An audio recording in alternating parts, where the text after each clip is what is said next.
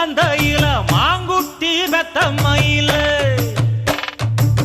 பொட்டப்புள்ள பிறந்ததுன்னு பொலிகாட்டில் கூங்குயில